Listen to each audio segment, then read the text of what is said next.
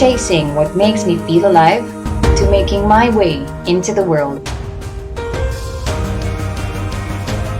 I am ready to make great strides towards my goal. From juggling a busy life to choosing one that brings me joy. I am ready to go with what's best for me.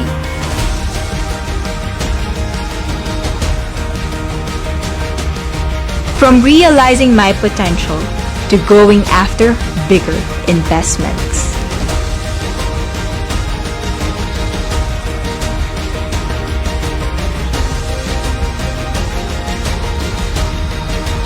I am ready to secure my future.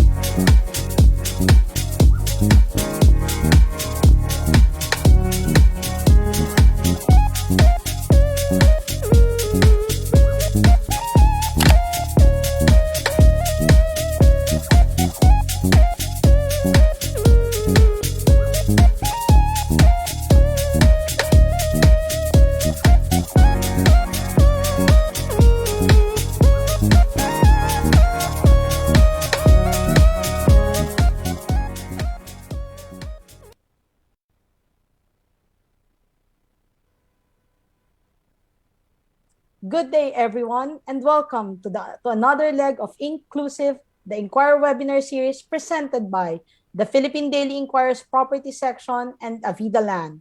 I am Tex Samaniego, editor of the Property Section, and I will be your host for this live stream event today. Over the past several years, we have seen the province of Iloilo emerging as an economic powerhouse, rapidly gaining traction as a viable investment destination owing to its much improved business landscape, infrastructure, and availability of skilled workforce. Among the industries that are thriving here include outsourcing, real estate, meetings, incentive, travel, conventions and exhibitions, and tourism, among others. Its capital city is equally dynamic, as Iloilo City has long been identified by the Department of Science and Technology and the IT and Business Process Association of the Philippines as one of two centers for excellence given the continued growth of its outsourcing industry. However, the challenges that arose due to the COVID-19 pandemic made the landscape uncertain and difficult, not only in Iloilo, but elsewhere in the world. More than a year into the pandemic, how are Iloilo businesses faring? What kind of businesses thrived amid the crisis? How are companies adapting to the new normal? Where are the new opportunities that can be tapped in Iloilo in the post-pandemic era?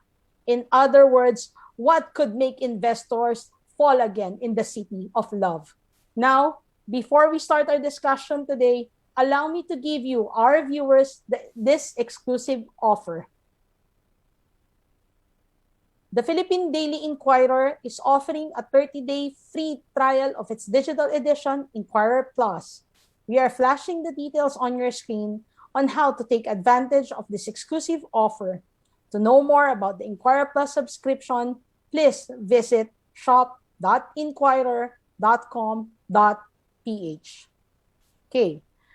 First on our panel is Mr. Francis Hentoral, who serves as the Executive Director of the Iloilo Economic Development Foundation, Inc., a public-private collaboration helping the city and province of Iloilo promote trade and investments.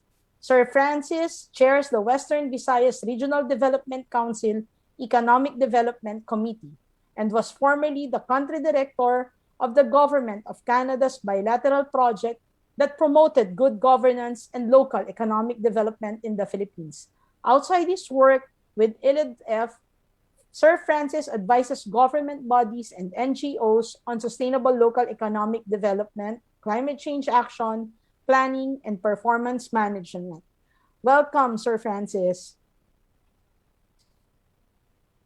Thank you very much, Tech, for that introduction. So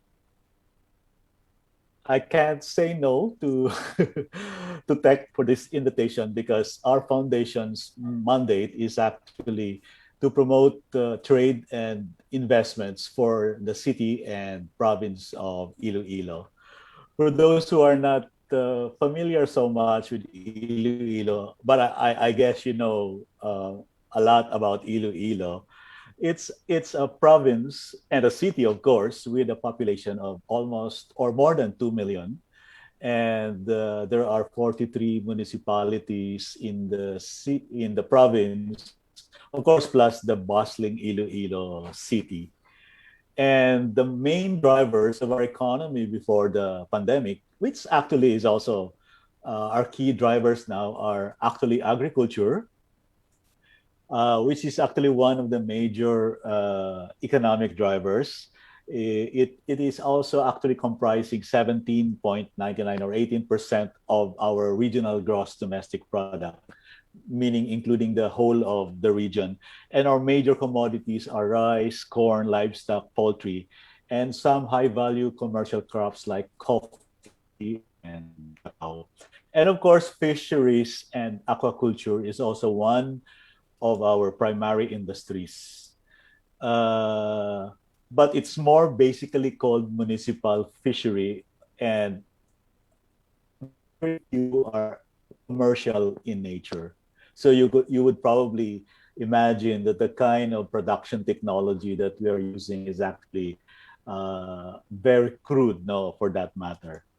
Of course, in terms of tourism, it's a MICE destination. The city itself basically is actually positioning itself as a MICE capital of the Philippines.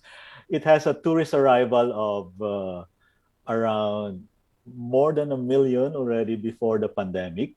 And the total receipts no, before the pandemic is 7 billion, with an average spending no, of a tourist of around 18,000 per trip that he goes to Iloilo. And of course, we also know that because of the quality of education, the quality of services no, that are available in the city, and of course the province, we are very attractive to the BPO industry. At the moment, there are 93 companies in the city and the suburbs of Metro Iloilo. There are 33,000 full-time employees of this industry. And of course, we can mention that most of these are in the mega world and of course in the Ayala area. This is because the city is actually been an educational center no, for the region and even Visayas and Mindanao. We have major state universities and colleges here in the city, and there are schools that are actually having top notchers, no, graduates in terms of medical fields and even in engineering, and the literacy rate is 95%. So now, with the pandemic, I can pretty sure, despite the fact that we have certain health systems capacity issues, we can still consider ourselves as the center for medical expertise. In fact, in the Ayala, it hosts some of these top-notch hospitals. In terms of COVID response, we do have the the molecular laboratory available. And of course, our hospitals are actually equipped with professionals and enough bed capacity for a normal situation. During this pandemic, there are challenges no, in terms of these kinds of services. In terms of utilities, recently we have this new franchise that took over Panay Electric, which basically is providing lower rates in terms of kilowatt value per peso per kilowatt for the consumers and the commercial users. And we are actually improving our water service distribution facilities through the Metro Pacific Iloilo water.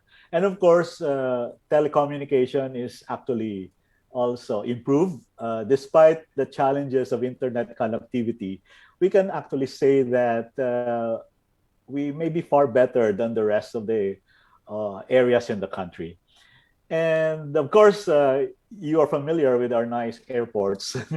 And we are actually working on a big investor, the Rason Group, to really improve the Iloilo International Ports, which actually will be some sort of a like a champagne, no? It will flow out more investment opportunities in the future.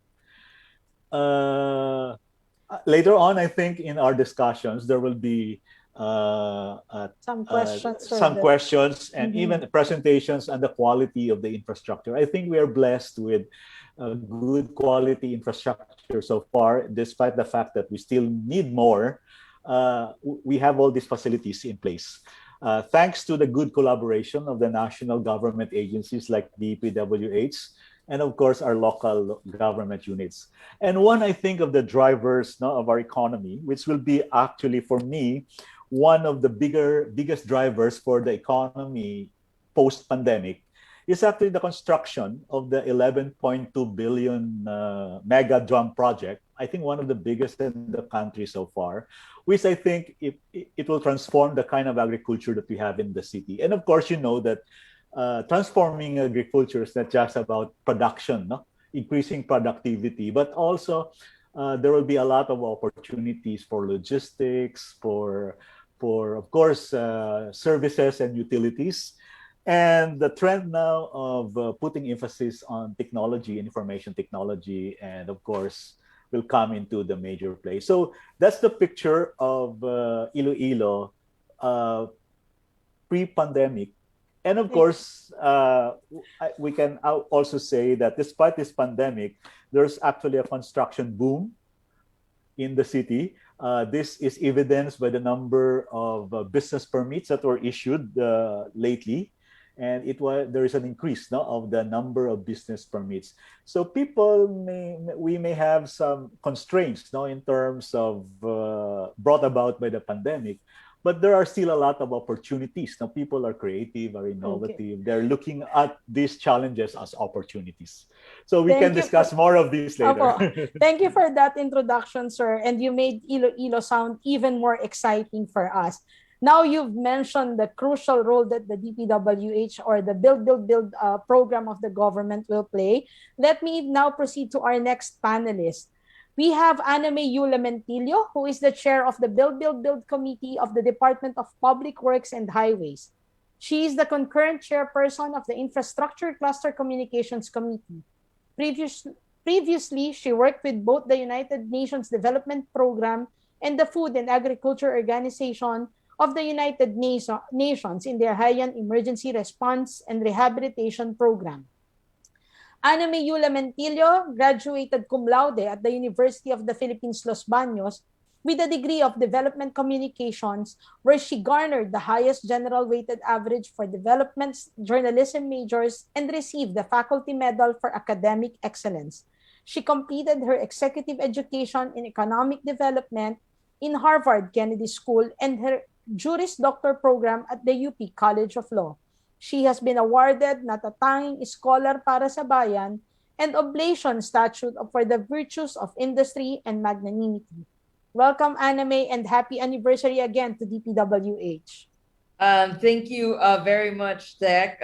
Happy to be with Francis and Joey today. I think the best part about Iloilo is if you've experienced and explored Iloilo, you will fall in love with the province. And ang maganda sa kanya is it's not isolated. It's good to see Iloilo from the perspective of adjacent provinces like Aklan, Guimaras, and Negros. Because these are very, malalapit lang po yan yung mga probinsya sa Iloilo. And every province adjacent to Iloilo has a distinct offering as towns and municipalities in the Iloilo region. Marami po tayong projects in Iloilo. In fact, we're very proud of marami na pong nagbukas. Andyan po yung Iloilo Esplanade. I know that this is started by the last administration, but we continue this further because the strat of this administration is to push forward and to continue projects which we think are worthy and good. If you go to Iloilo Esplanade, you'd see another one in Antique.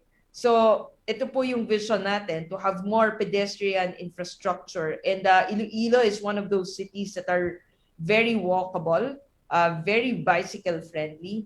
And in fact, ang ganda nga po ng infrastructure in the area. I think this complements yung culture. Now people are able to experience the distinct culture of Iloilo because it's easier to reach far-flung places. Kung yung dating mga unreachable, now malapit na lang po siya because of our, I think, extensive road network there.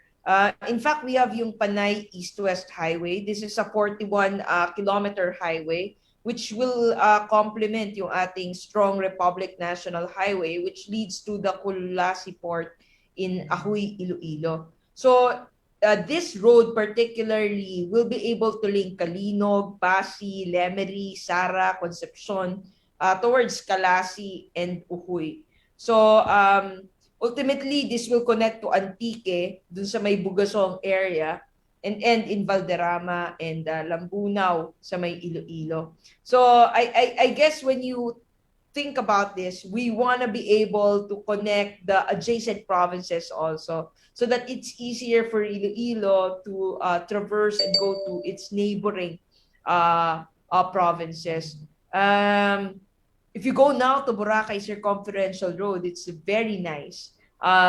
We're now 70% complete with the improvement in the Boracay Circumferential Road.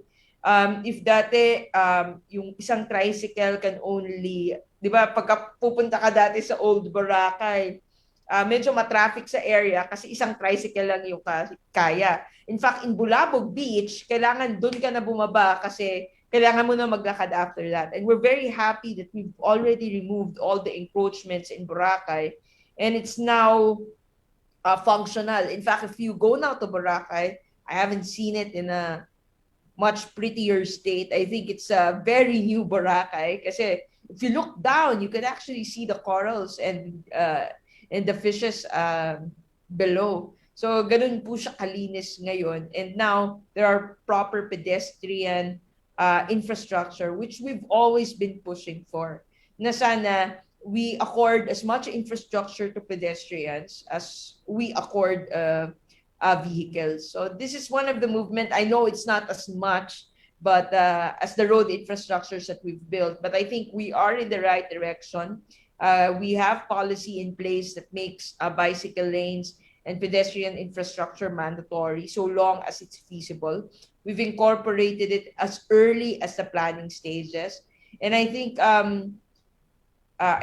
Iloilo proves that there is science and there is merit in working with urban experts and architectural experts in building this master plan. Kasi we don't see projects anymore in its individuality. We see them in connection with other infrastructure because what we want to make sure is that there is a system, a master plan that will link these provinces seamlessly. So thank you. And, thank you, Anna May. Look forward to that discussion. Thank you so much, Anna May, to our audience right now. Si Anna May po ang chair ng ating Build and one of the most parang hardworking member of the DPWH. But mararamdaman mo yung... Alalay ni Sec Mark. But mararamdaman niyo yung passion niya because she is from Iloilo. Now, our next panelist is a mainstay in our webinars, providing us with hard data and the right statistics to make better informed decisions. Joey Roy Bondoc is an associate director at Colliers Philippines. He covers office, residential, retail, leisure, and industrial segments, conducts macroeconomic analysis, and regularly assesses the impact of economic growth to the real estate sector. Our speaker also handles client engagement through market overview presentations to equity analysts, property investors, and real estate firms. Welcome, Joey. Thanks, Tech. Good afternoon. Good afternoon, Francis and Anna May. This is a very interesting webinar for me. I've been to Iloilo a couple of times already. And when we talk about investment hotspots here in the Philippines, definitely Iloilo is one of those. I mean, in terms of economic resilience, macroeconomic dynamism, infrastructure, quality of manpower, as well as governance. Iloilo City definitely checks all the boxes. So it's no longer surprising to see a lot of investors being attracted to Iloilo because of its competitiveness, its viability as an investment hotspot. Now, in terms of property investment, of course, Iloilo is also one of the key players in the country. That's why developers have really been gravitating towards Iloilo and have been implementing a lot of projects, residential projects, office towers, integrated communities. And later, during my presentation and during our Q&A, I'll discuss a few more details on what we have been seeing in Iloilo and what do we expect moving forward beyond this COVID-19 pandemic. And will Iloilo remain as a resilient city after this COVID-19 crisis? So I'm really interested and I'm really looking forward to the discussion with my co-panelists this afternoon. Thanks, Tech. Thank you so much, Joey. Well, I'm quite excited to hear more about the potential and the prospects that Iloilo can offer. To our viewers right now, please feel free to join the conversation and ask questions, and we will try to accommodate as many as we can over the next half hour. All right, so let me throw in the first question. I think this is for Sir Francis. Sir, taking off from what you mentioned earlier, how are companies in Iloilo adapting to the pandemic? I mean, how is the overall investment climate in the province? Yeah. Of course, the whole country actually is affected, no, in terms of your ability to attract investments. And Iloilo is not is included, no, in those kinds of realities. No?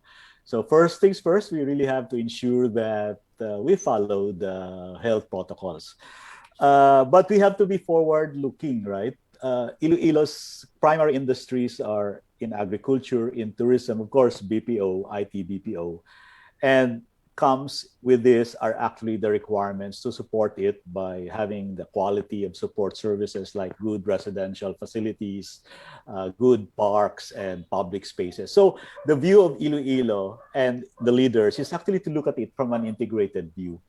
How does Iloilo prepare itself, no? Or what is Iloilo doing in terms of attracting investments? In fact, in September, actually last December, we really had already an investment forum, which is a virtual investment forum, telling the world that Iloilo is ready. What we mean by ready is we put in place what the protocols are. We ensure that we have quality services that are available. Of course, we understand that there are problems along this way. So we got a good traction on that. And we actually in September, we'll be doing another, I think, 4 series of business matching sessions focused on priority commodities and industries. Of course, IT BPO and renewable energies are 2 of those important issues. So we need to attract investments for the new realities that we are facing, like we are focusing our attention on improving the internet connectivity. We're focusing our attention on improving the efficiency of logistics and all these facilities. But we also have to take into account that our production base or our base, which is agriculture, is also thriving, and we would like to transform that into a kind of industry that is really uh, globally competitive. So while the rest of the parts of the city and the province are doing a lot of these health systems and all those interventions, a group of good-minded and responsible-minded businessman is working with the city and province, come up with these investment roadshows, which will happen starting next month and until the end of the year. No? So this will be more of a business matching session. We did some sessions already with industry players, and we have identified what these kinds of commodities we will focus on. Of course, the impact of this is actually will be able to help grow the economy, and by that, the consumer spending will, the consumer will spending will be increased, and of course, other services that our city and province would need will be made available by other companies that we will try to attract. Thank you for that, sir. My next question actually goes to Joe. Well, listening to Sir Francis, it seems that it's all systems in place in Iloilo. That's why I think they're ready. And as he mentioned, they've already been doing some business convention. Joey, prior to the pandemic, Iloilo is viewed to be the next best investment destination for real estate. How is the real estate in particular faring now? Like, for example, the residential and the offices there. Did we see a decline or was there a shift in preferences? In terms of property demand, like we can't deny the fact that the pandemic has really affected the demand for um, properties in Iloilo, especially for the residential market. Of course, it's not just Iloilo that was affected or disrupted by the COVID-19 pandemic. We saw this in Metro Manila, in Cebu, and even in other key urban areas. But you know what's interesting with the Iloilo is that if you look at office leasing in the first quarter of 2021, we recorded significant office leasing in Iloilo. So outside of Metro Manila, we recorded office transactions amounting to close to 30,000 square meters of office space. So that's the transaction level that we recorded. And about half of that, about 14,000 square meters was recorded in Iloilo. So imagine close to 50%, about 46% of the demand outside of Metro Manila being cornered by Iloilo alone. So that only goes to show that Iloilo was really an attractive location for business activities, for BPOs expanding outside of Metro Manila even during the COVID-19 pandemic. And we believe that over the medium to long term, this should contribute positively to the demand for residential units in Iloilo. And if you look at condominium stock, of course, Iloilo is still behind Metro Manila as well as Metro Cebu. But the development of integrated communities within Iloilo has contributed also and chipped in to the development completion of more condominium units in the city. And we believe that once the market sentiment starts to improve, this will also result in a further development of more condominiums. I know that my co-panelist here, Anime, of course, will be tackling several infrastructure projects in the pipeline. And of course, that should have a positive impact on the demand for condominium as well. But not just condominium, but also lot only as well as house and lot projects. So definitely interesting times ahead, and we're really excited as to what the developers have planned for 2021, 2022 over the next 3 to 5 years. And in fact, one of our key recommendations, not just for Metro Manila developers, but also for provincial developers, is to be more strategic with their land banking strategies. And we believe that this means that they will be acquiring parcels of land, not just within integrated communities or near those integrated communities, but also near the infrastructure projects, public projects lined up by the government. So really, we're expecting more developments moving forward, more innovative residential offerings of developers such as Avida, and we hope that this benefits businessmen, investors, and even end users, especially OFWs that continue to drive and propel the demand for residential units in the city. Joey, just a follow up. You mentioned about the OFW market. Yep. Prior to the pandemic, they were one of the biggest buyers or biggest market in Definitely. Iloilo, the seafarers and the OFWs. But how are they affected by the pandemic? I mean, was there a slowdown? What can you say about that? Well, generally, remittances remained at about $33 billion, so about the same level that was sent into the Philippines back in 2019. So no significant change in remittances. Of course, we know that OFWs continue to drive the demand for affordable, economic, up to mid-income housing. It's the mid-income segment that remains the sweet spot in Iloilo. About 90% of residential demand in Iloilo, especially for condominium units, is covered by this mid-income segment, so the 3.2 to 6 million peso price point. So we believe that moving forward, remittances from Filipinos working abroad will continue to drive the demand for residential projects in Iloilo. And again, it's encouraging that even during the pandemic, OFWs continue to send in money. Of course, Iloilo remains a hub for Filipinos being deployed abroad, especially in the Western Visayas region. And we are expecting the same trend moving forward, and that only means that it will be beneficial for property developments in Iloilo, especially with OFWs continuously accounting for a huge chunk, a good chunk of the demand for residential units in the city. Okay, you also mentioned a while ago about how important for developers to locate their projects in very strategic locations, and one of the factors that can affect would be the infrastructure of a particular area. So let me now direct my question to Anime.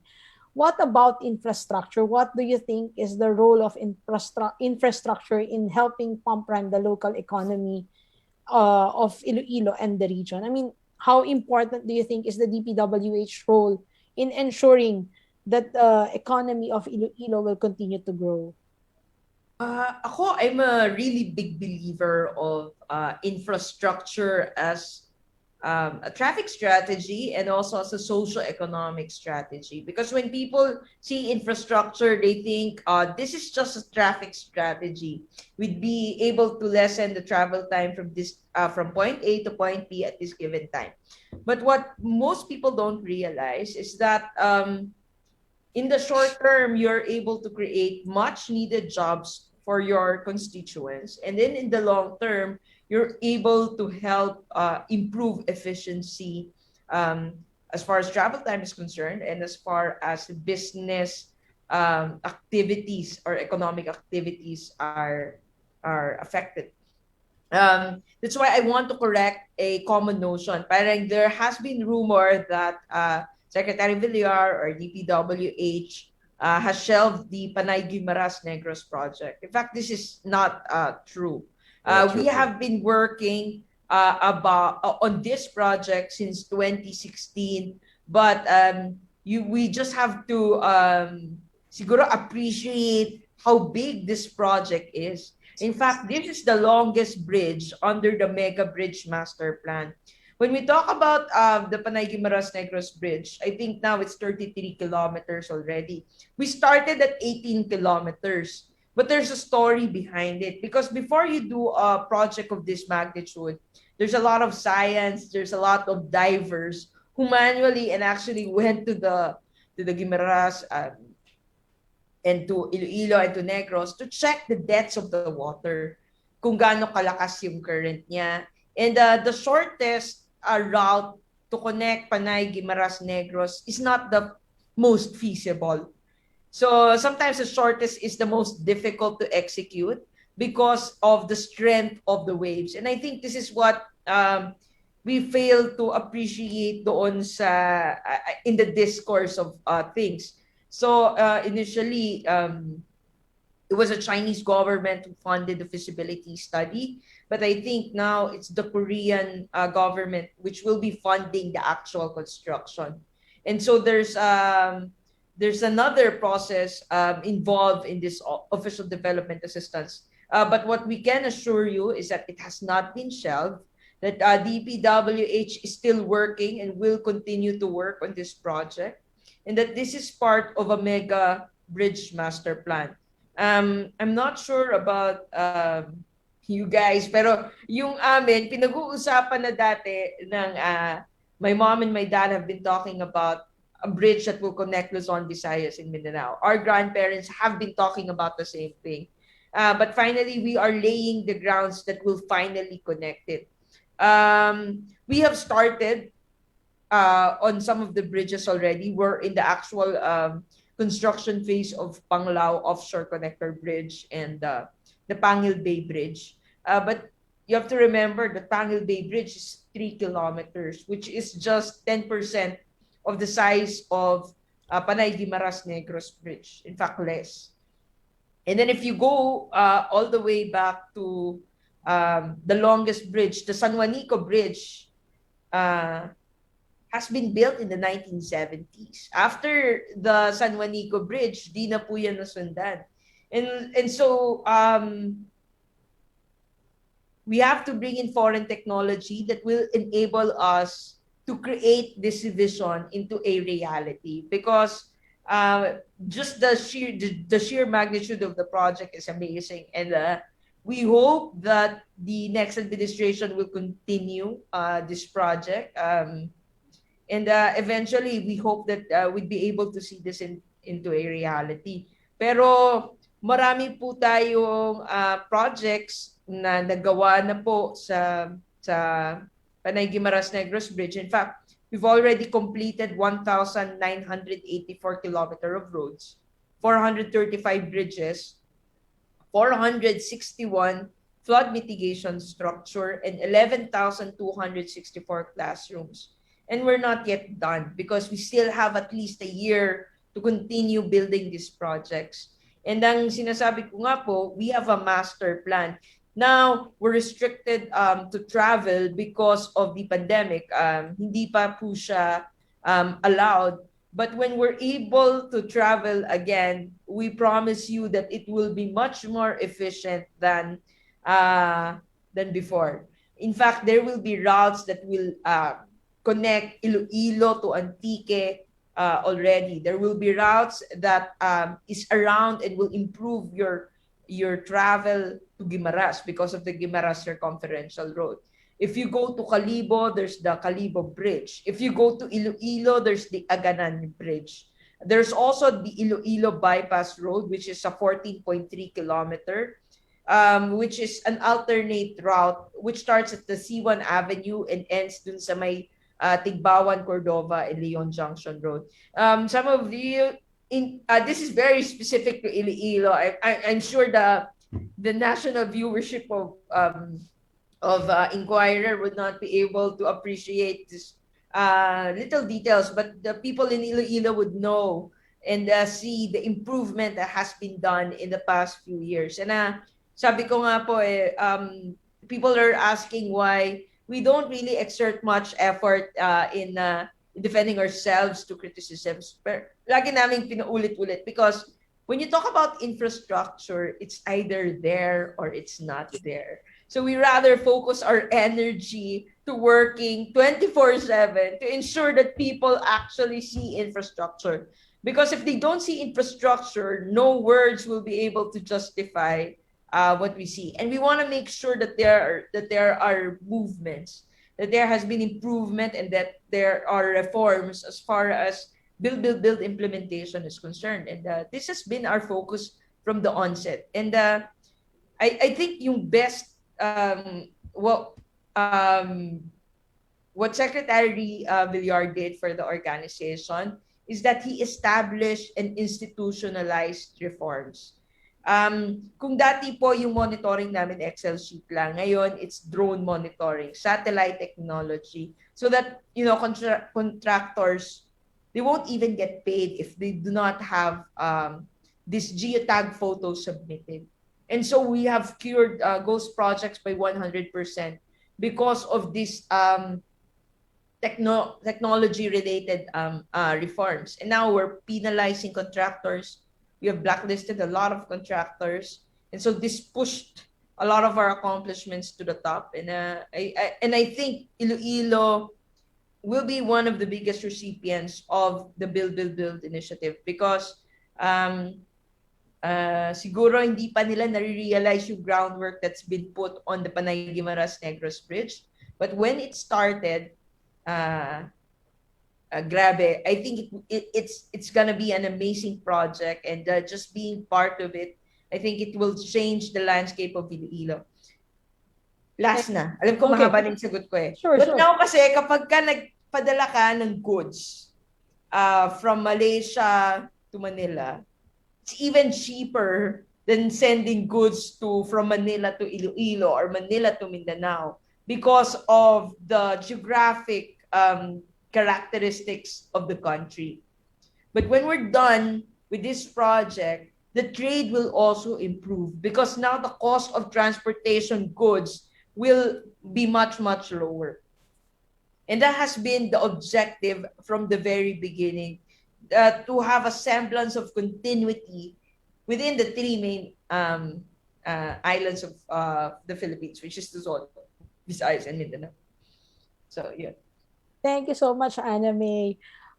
Sir Francis, hearing Anna May talk about the different infrastructure projects being done in Iloilo, how do you see this actually helping or attracting other investors? I mean, what could you say would be the actual result of all these infrastructure projects being done in Iloilo and its neighboring provinces? I believe Anna May has already expounded on this, on the value of infrastructure in connecting the producer, our farmers, and the market. And I think this is one of the success factors, no, why Iloilo is growing, no, pre-pandemic. It's because the connectivity issue, I mean, the importance of efficient transportation, efficient logistics provided by this network of road projects is established in the right places. All those things that Anna May has presented has been actually discussed in our Regional Development Council. I think the challenge, for me, the challenge is we need to also communicate all these things to our investors, into our general public, so that together we can actually use this, developments in the infrastructure side of our governance, of our government. And of course, this will help decision makers, our investors, decide on putting their industries, their enterprises in the area. If you look at the presentation of Anna May, the road network is not only now concentrated in the urban areas, but also in the rural areas. There are DPWH, DTI projects, there are DPWH, DOT projects. The purpose of this is we really wanted to connect where the source of the supply is to the market, which is actually the metro area. And of course, tourists who want to go into those destinations, di ba, kung tourist ka, you really want to make sure that your travel to those destinations is efficient. And that also is one of the priorities in terms of the road projects being done by the DPWH in collaboration with other agencies like the Department of Tourism. So all in all, the challenge actually in this area is, or the experience is that DPWH has been working well with the local government units in terms of planning these road projects. So that actually is one of the benefits that investors would have, right? You want to put your money in an area where the cost for doing business is low, and transportation is one big cost, no? in our in any business operation or any enterprise operation. And that gap or that challenge or that cost is actually provided for or addressed by good road infrastructure projects. That also is the reason why in the Iloilo Economic Development Foundation, we're really pushing on really making our ports international in standards. You have good roads connected to the good international ports, then our producers here, our farmers, and of course our enterprises will really have an opportunity to lower the cost of transportation because those facilities are in place. And I think that's one of the bright spots, no, in Iloilo for attracting investors. If all these infrastructures are in place and they are well connected, airports, seaports, road networks, and even post harvest and what they call that in DTI, service facilities. No? They have to be all interconnected. And I think one of the reasons why it can be done in Iloilo because our governance capacity, our governance framework, our governance performance actually at par with the rest of local government units in the country.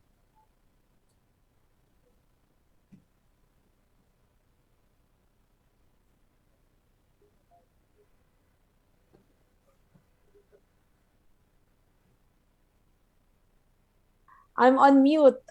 My next question is for Joey. Joey, see, Sir Francis already mentioned the benefits of the BBB project of the government to various industries. But in real estate, how can this infrastructure projects benefit real estate? Kasi ako, on top of my head, I can already mention the Ungka Bridge. Upon its completion, one of Ayala's project would greatly benefit from it because it will cut travel time from the Airport. Avida, yeah, from Avida Towers Atria to other parts of Iloilo. So, what is the concrete benefit of BBB? In terms of property tech, there are two major benefits that it can get from the completion of infrastructure projects. Number one is connectivity. Of course, if you're living outside of the major business district, anywhere, whether you're in Iloilo or Cebu or wherever, it will definitely improve travel time, commuting time, and it will benefit employees, it will benefit the businessmen, and the connectivity really is very important. And not just in terms of alleviating traffic, but it is one of the major considerations for a lot of developers and even office occupiers, especially when they're looking at a certain location. At Colliers, we of course assist a lot of investors and the BPO companies for their investment plans and options. And whenever they would do oculars or check on a potential site for expansion, of course, traffic flow is definitely one of the major considerations. So they have to make sure that employees will be able to travel from their houses. Of course, those are primarily within the fringe peripheral areas to the major business district. So definitely infrastructure is there to help improve connectivity, access. And another benefit, of course, is the potential for land and property appreciation.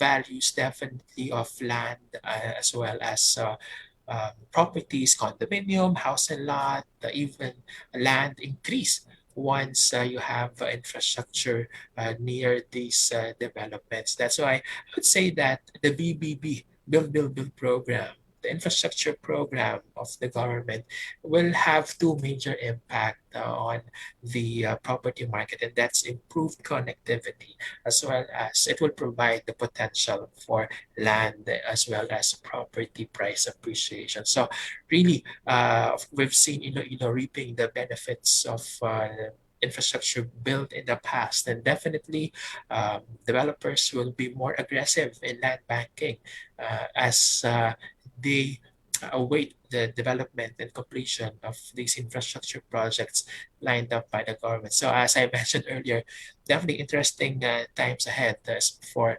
developers, investors, and property end users in Iloilo. Actually, I just have a follow-up question. One of the first movers in Iloilo is actually Ayala Land. What do you think allowed Ayala Land to actually earn the trust of the Ilonggos? I mean, what made the project work, especially for their Atria Park district where Avida is currently located? Well, Iloilo has a very good potential, really, in terms of the development of business communities, business hubs. You have to note that Iloilo is an education hub in Western Visayas. So it attracts a lot of investors, a lot of employees, students. And in fact, Iloilo is already a very discerning location in terms of BPO occupants. They've been selective and they've really been looking for higher value outsourcing companies, those that provide not just the simple basic back office operations, but also health information management, software engineering. We already see these companies in Iloilo, and a lot of office towers in Iloilo, of course, have very good occupancy levels, mainly because of the trust that a lot of developers have in Iloilo, especially given the skilled manpower that Iloilo attract. So for developers, it's important also that they score a first mover advantage because by doing so, they're able to corner, capture a good portion of Iloilo's skilled, talented manpower. And also, they're able to choose a very strategic, a very good locations for their office towers and residential developments, which of course contributes to them cornering bulk of the demand, not just from OFWs, but also from property investors. So again, for developers such as Ayala, it's important that they were able to secure that. And we believe that moving forward, this strategic location will be complemented by the Build, Build, Build program, which we have been discussing since the start of this webinar in terms of stoking property investment demand as well as future-proofing integrated communities as well as residential developments moving forward. Okay, so with everything in place, PBB project on full blast, and the local government or even Iloilo doing its share to ensure that we see the green shoots of recovery.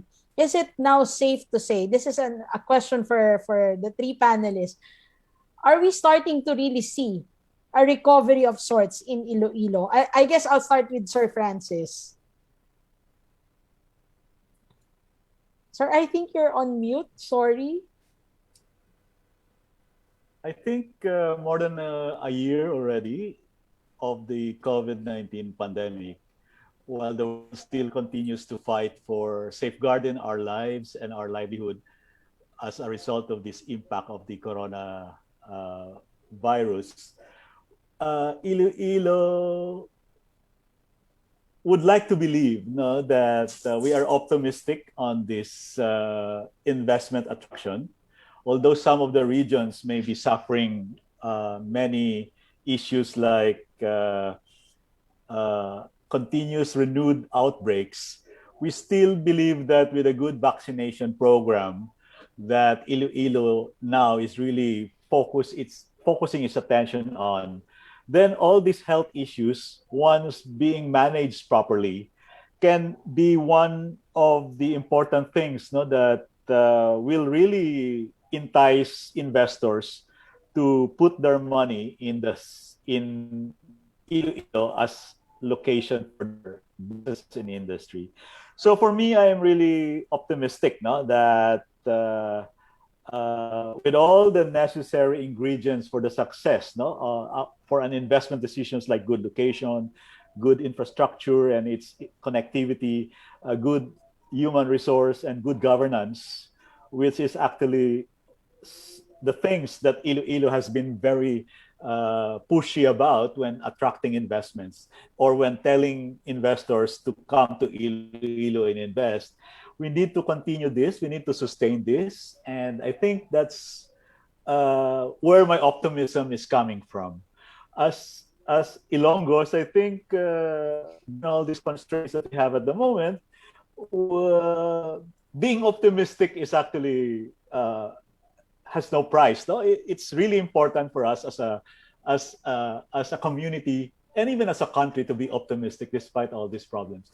And with that as a point, I think we need to do something. We need to be very optimistic. We need to relearn some of our tools and our techniques, and with the end view that we need economic development. We need to sustain this, and we need to ensure that our people are happy and our communities are well managed. And I think this is where I believe Ilonggos, the stakeholders in Iloilo are focusing their attention on. So that's actually my take on on all these things. Thank you for that, Anna May and Ilongga yourself. Can you actually say that Iloilo is now on its way to recovery? Well, we're trying our best. As far as accomplishment is concerned, I think we're successful. We're still completing projects left and right despite the pandemic. I guess some people have accused us of being too strict at the onset because now workers working on BBB projects are in a construction bubble, meaning they live together, they eat together for the entire duration of the project. And they enter, or before they enter into a construction site, everyone is tested. And then everyone stays in a bubble until the project is completed. But we want to prepare for economic recovery. This country needs to have a good vaccination program, and that's under DOH. But as DPWH, as part of the DPWH team, we have to push forwards this accomplishment to ensure that when the economy and the tourism industry opens up, then the roads will be there for when it does. So we were also targeting to generate more jobs in 2021 and in 2022. And I think this is crucial considering the number of OFW workers who lost their jobs abroad. And we want to ensure that there are jobs waiting for them in the country. So, Thank you. How about you, Joey? Especially in the real estate sector, can we now say that we are already seeing that green shoots of recovery in Iloilo? Definitely, Tech. This green shoot of recovery has become a buzz phrase, and we believe that we're already seeing that in Iloilo. We were pleasantly surprised with the level of transactions that we recorded for the Iloilo office market first quarter of 2021. I can tell you that BPO investors and their partners here in the Philippines are continuously looking for more office space outside of Metro Manila, and Iloilo is definitely on their investment radar. But in terms of macroeconomic fundamentals, I believe that what will help drive and sustain Iloilo's recovery beyond 2021 are number one, infrastructure development, and of course, number two, OFW remittances. Infrastructure development, it's encouraging to hear from Anime that the government will continue with its infrastructure push, its Build, Build, Build program, and Iloilo is definitely one of the major beneficiaries of this massive infrastructure program of the government, and that we're really looking forward in terms of completion of more infrastructure public projects beyond 2021. And again, this is another major plank of the property segment's recovery. And of course, another macroeconomic fundamental indicator of the remittances, which help drive the local economy of Iloilo, and also contributes bulk to the total demand for residential units, for condominiums, for house and lot, and even for lot only projects. So definitely the green shoots of recovery are there. And as we always say, whenever we have our presentations, total recovery will also hinge on the success of the COVID-19 vaccine rollout. So we hope that the program is accelerated in Iloilo because it will have a spillover impact on the economy of the city as well as on the property market. Well, I guess I have to agree with all our panelists. We are already on our way to seeing that little ray of sunshine after a very, very, should I say, dark period. But at least we are well on our way to recovery. And I'm excited to see a renewed and a more active city of love. I would want to go back to Iloilo. I would want to fall in love again in Iloilo. Again, thank you to all our speakers for giving us their time to share their insights about Iloilo, along with the opportunities and the prospects we can expect. I'm quite sure Iloilo was never off the investors' radar, despite the pandemic. And once the economy fully recovers, we will see the province thriving once more. Unfortunately, that is all the time that we have for today. But before we officially close our webinar, may we hear some final words from our panelists as to what they think makes Iloilo an attractive investment destination. Why should I choose Iloilo? We have two Ilonggos in our panel. So please, what makes Iloilo, or why should I choose Iloilo? Let's start with Sir Francis. Thank you for, for this opportunity. While uncertainty remains higher than normal at the moment, optimism is on the upswing for all the Ilonggos. So aside from all those factors that before investors look into in investing in Iloilo, I would like to believe that Ilonggos can leverage its energy and its talent, in recovering and even sustaining, the past pre-pandemic efforts that we have done. So for me, the keyword is Iloilo should repurpose itself. The future for Iloilo, actually, aside from property development, which is the result, the future for Iloilo is technology. The future for Iloilo is about health, making sure that the lives and livelihood of people are safe and secure. And of course, the future of Iloilo is sustainability. We need to ensure that we have the policies, the systems, the necessary infrastructures, both provided by the government and the private sector, working together to make a difference. And I think the Iloilo that we have before would still be the kind of Iloilo that we hope to see in the future. So with that, given that optimism, given that talent, and given that energy, of Ilonggos, we hope to still invite investors, to put your money, because your money is safe in Iloilo City and the province. Thank you very much for this opportunity. Thank you, Sir Francis. And now another Ilongga, Miss Anna May.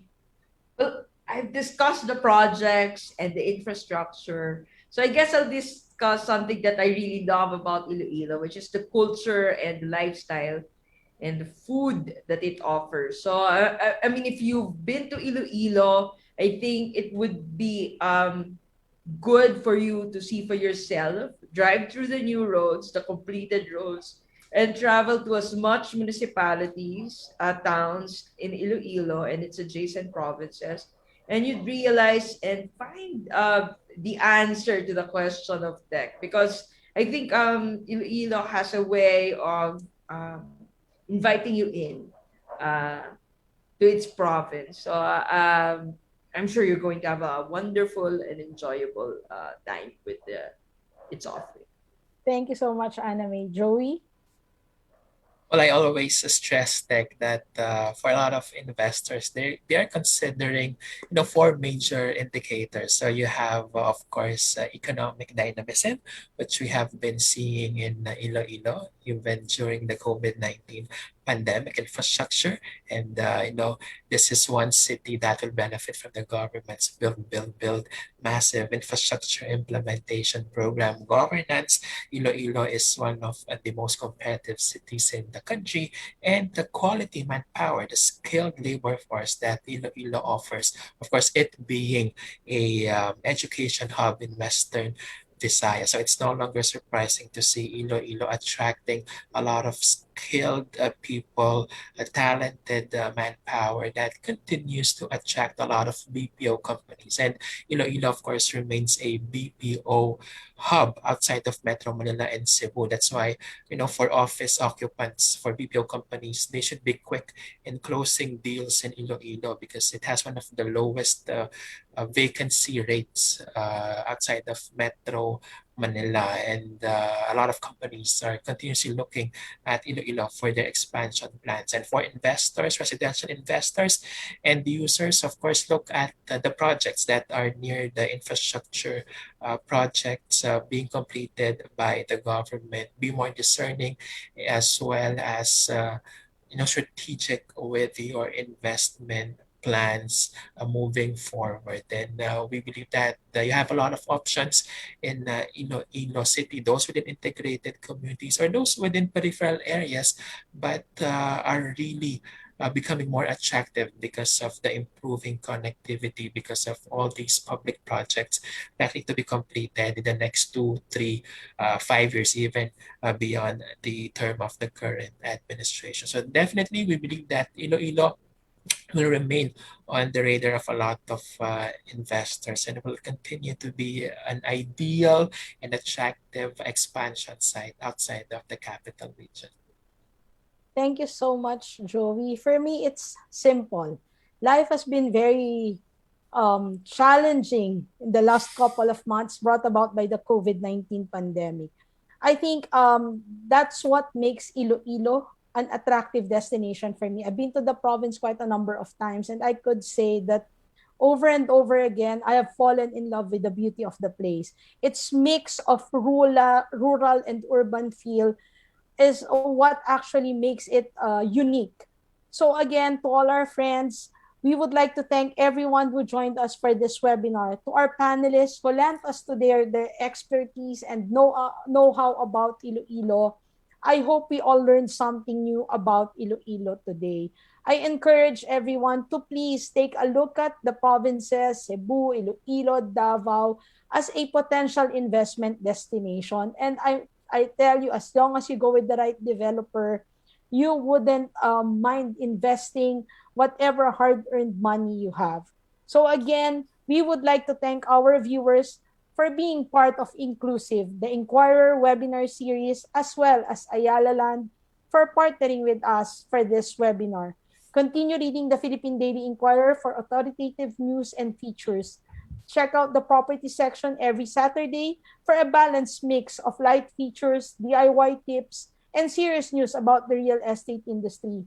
Do check out the Philippine Daily Inquirer digital newsstand and Inquirer mobile, where you can easily find stories from Inquirer Property. Again, this is your host, Texa Maniego, editor of the property section of the Philippine Daily Inquirer. Thank you, Anna May. Thank you, Joey. Thank you, Sir Francis, for doing your best to revive the economy. Have a good night, everyone. Thank you again for joining us. From chasing what makes me feel alive to making my way into the world, I am ready to make great strides towards my goal. From juggling a busy life to choosing one that brings me joy, I am ready to go with what's best for me.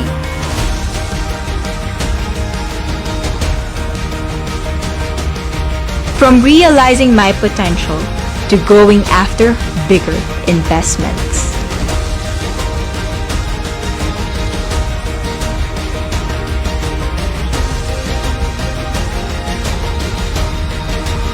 I am ready to secure my future.